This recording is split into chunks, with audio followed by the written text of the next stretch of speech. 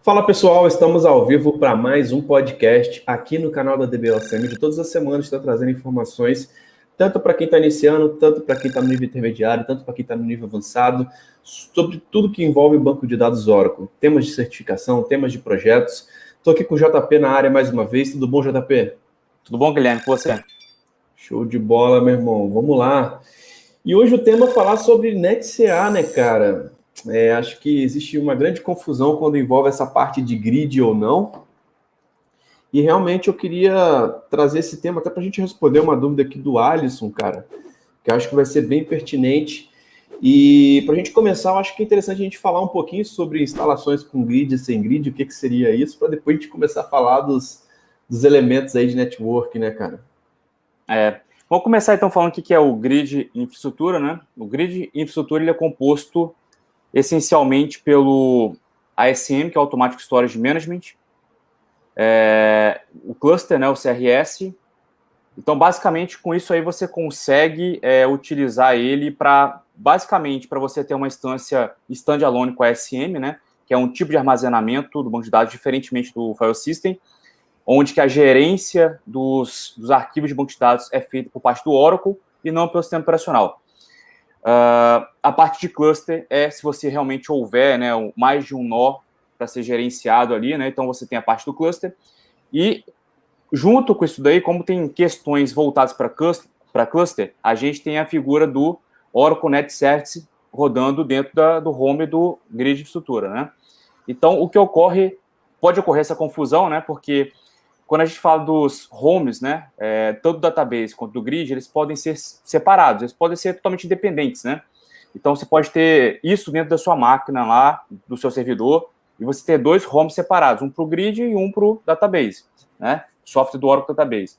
Então, o bacana é que você tem, dentro desses dois meios aí, você consegue também utilizar o Oracle Net Services isoladamente, né? Então, você pode chamar o utilitário NetCA de cada um deles independentemente também.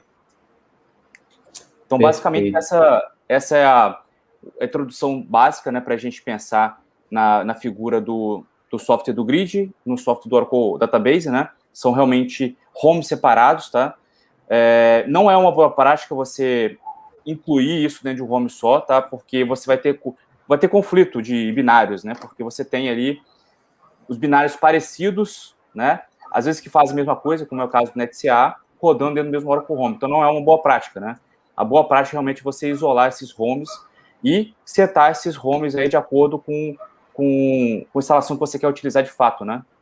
Exatamente, JP. E até acrescentando um cenário também aqui que eu lembrei agora, é a questão de muitas vezes a gente pode utilizar a instalação do Grid Infrastructure com Database Home, né? Dentro de um usuário Oracle, ou a gente pode separar isso com usuário Grid e usuário Oracle, né? Que eu acho que confunde mais ainda para quem não tem os conceitos bem definidos, né? Que muitas vezes, estando num usuário separado, você vai ter instalações com usuários isolados, né?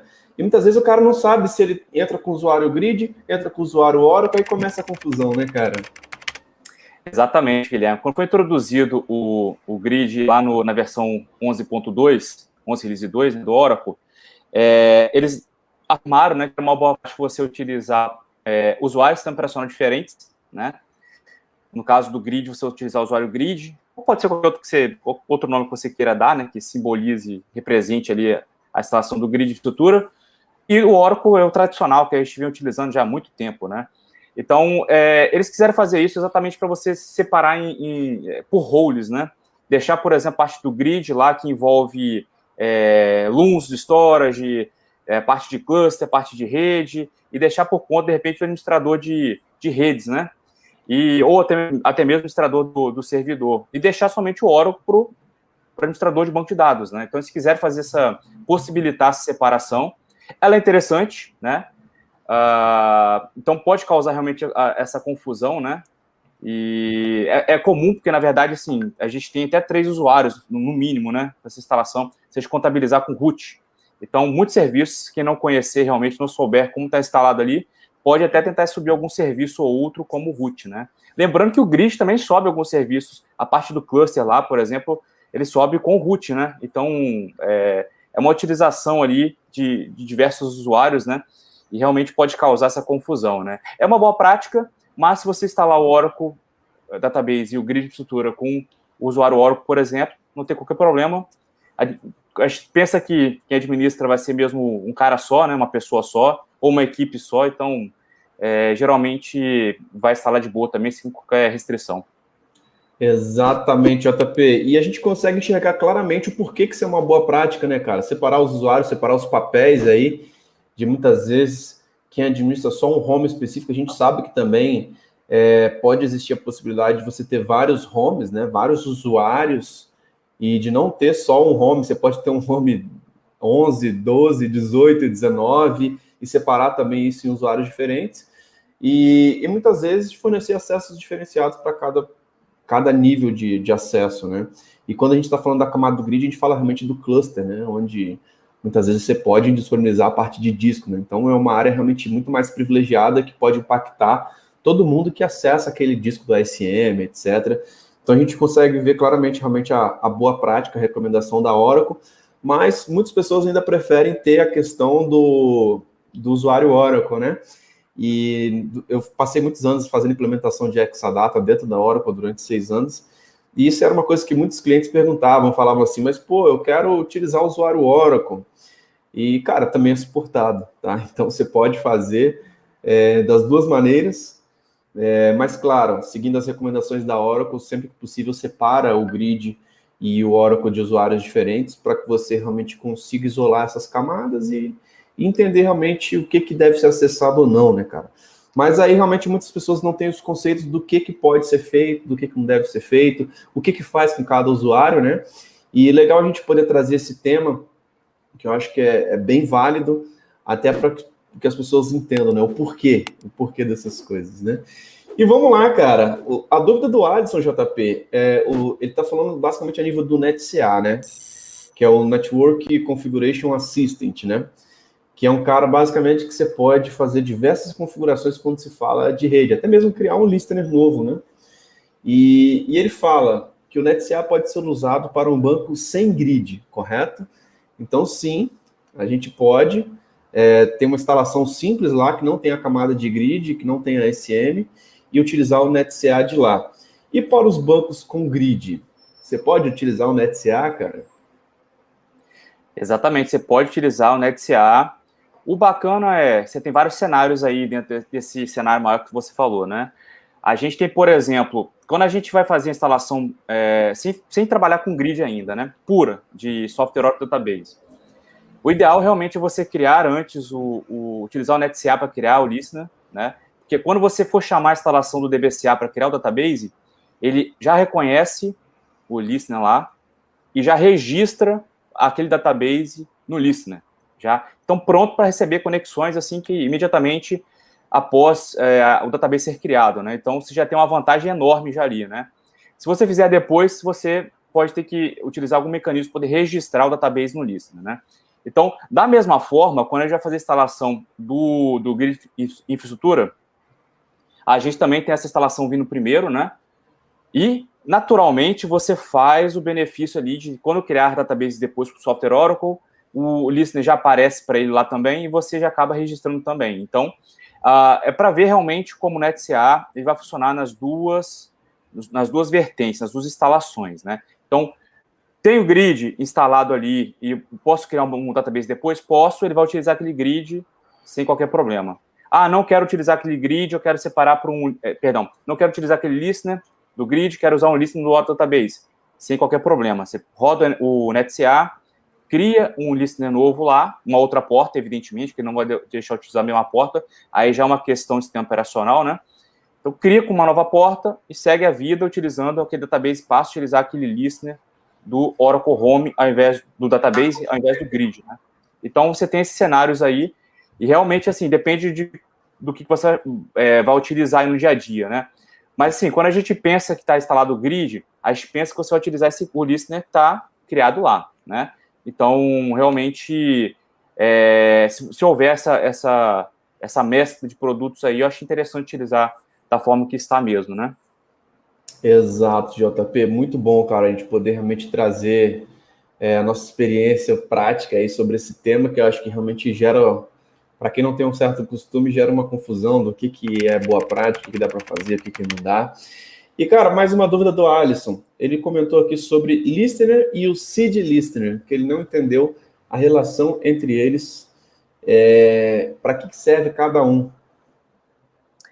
Bom, o listener, ele é o produto do Oracle Net Services, né? Então, ele é o produto realmente que vai permitir o estabelecimento de conexões externas para com o banco de dados, né? Então, o listener está bem claro, né? Ele vai utilizar um protocolo de conexão, tipo TCP e uma porta, né? Então, faz essa combinação junto com o hostname e você consegue estabelecer conexão do banco de dados com aquele listener. Então, o listener, a configuração, é um produto base do Oracle Net Services, né?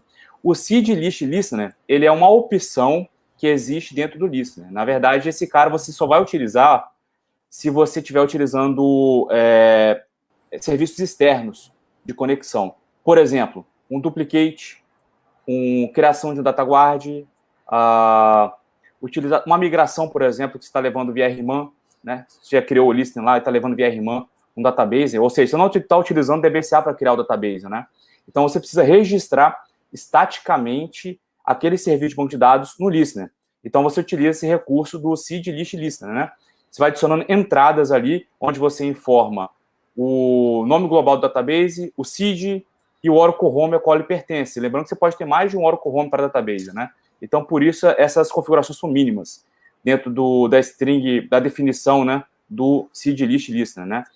E aí você vai ver, ele está dentro do arquivo listener.ora, junto com a configuração do listener, e ele é uma configuração apartada ali, né? Então, a gente pode dizer que os dois são...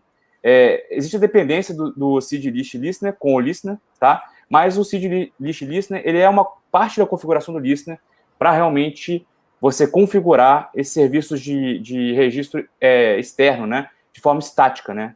Quando a gente cria via DBCA, isso é tudo feito dinamicamente, né? Quando cria o database via DBCA.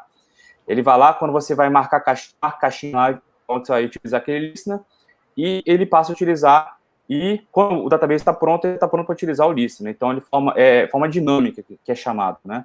E esse mecanismo, utilizando o seed list listener, é um mecanismo estático de registro do database para aquele listener, né? Então, basicamente, essas são as diferenças. Muito bom, JP. Cara, acho que matamos aí realmente já o tema, né? Sobre essa questão de NetCA, sobre a questão de grid, com grid ou sem grid, né? E também essas diferenças aí a respeito da configuração estática utilizando o seed listener, que é algo que pode ser utilizado, né? Normalmente a gente faz muito quando a gente está utilizando um duplicate, um data guard, mas que numa configuração muitas vezes bem padrão ali, não tem tanta necessidade de mexer nesses caras, né? Muito bom, JP. Mais alguma observação aí, cara? Acho que fechamos aí o tema desse podcast, né? Fechamos. Acho que a gente conseguiu trazer a resposta básica, né, para essas dúvidas do Jackson, né? É Jackson, né? Não, Alisson, né? Alisson. Isso. E basicamente é isso aí. É só deixar realmente um reforço aí com relação a questão lá dos usuários de sistema operacional, né?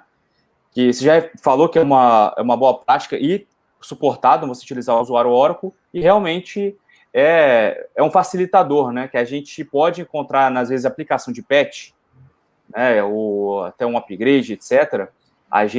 A permissão muda, enfim, você precisa fazer algumas etapas a mais quando você tem usuário grid e usuário Oracle, né? Então, você ter o usuário Oracle como owner dos dois é um facilitador realmente. Você acaba tirando uma camada, né? Fica mais simples, né? Então, se deixar essa observação, né, até para quem estiver considerando montar um ambiente hoje e houver essa possibilidade de utilizar um usuário só, dizer realmente que fica mais simplificado utilizar dessa forma, né? Mas não vai ser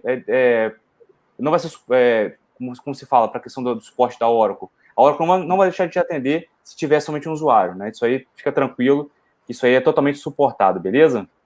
Exatamente, cara. Eu acho que diversas situações, muitas vezes a gente chega a alguns cenários, principalmente quando se fala em camadas de consolidação, né?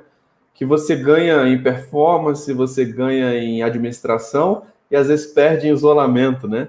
E eu acho que é mais um desses exemplos, né? Que dependendo de onde você trabalha, se tiver alguma política muito grande ali a nível de segurança, a nível de segregação de usuários, papéis, responsabilidades e tal, você pode ganhar um pouco mais de segurança e isolamento utilizando usuários diferentes. E como o JP falou, cara, muitas vezes você pode simplificar e ter uma administração, um gerenciamento muito mais rápido e fácil utilizando tudo no Oracle, né? E as duas formas são suportadas, tá? Então, é sempre bom a gente entender esses conceitos para que a gente consiga botar na balança e entender, hoje no meu ambiente atual, o que a gente precisa, né? Realmente faz sentido criar o grid e o Oracle? Então, acho que sempre ter esse olhar crítico do porquê, né, cara? A gente consegue atender melhor os projetos e evitar problemas, né, JP? Eu acho que sempre ter essa visão, né? É exatamente isso daí. Na verdade, quanto mais simples, melhor, né? E realmente vai ser como for demandado para você lá, o que for critérios, né?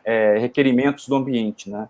Uma empresa mais enterprise, talvez eles tenham essas condições, mas se tiver na sua mão para decidir, eu recomendo que você faça o feijão com arroz, né? O mais simples ali, que acho que você garante um nível de sucesso mais tranquilo ali e mais paz na administração do ambiente, né? Exatamente, cara. E sempre, quando a gente está falando desses temas, pessoal, sempre é importante a gente falar, testem sempre, né? Testem dos dois jeitos. Cria um laboratório com Grid e Oracle, cria um laboratório só com Oracle. Entenda um pouquinho essas diferenças, que eu acho que colocando a mão na massa, a gente consegue realmente tirar várias conclusões e sempre está conseguindo atender os projetos, está conseguindo atender de forma eficiente. JP, muito bom, hein, cara? Fechamos, então, por aqui mais um podcast. Tamo junto. Até a próxima, hein, cara? Show de bola. Obrigado, um abraço. Valeu, tchau, tchau. Então é isso, pessoal. Fechamos aqui mais um podcast. Fique ligado, toda semana tá rolando novos vídeos aqui no canal da DBOCM. E fique ligado, se você é um aluno da DBOCM, coloca sua dúvida lá na comunidade, coloca sua dúvida embaixo dos vídeos na plataforma de aulas, porque muitas vezes a sua dúvida pode ser um tema que a gente vai trazer aqui para poder bater um papo. Lembrando que essa experiência em áudio vai estar disponível nas plataformas de podcast, tá? Como Spotify, Apple Podcast, Google Podcast, Podcast Addict. Então assine também a DBOCM lá nas plataformas de podcast para que você consiga estar sempre atualizado com o que tem de mais novo. Então é isso, um grande abraço e até a próxima. Valeu!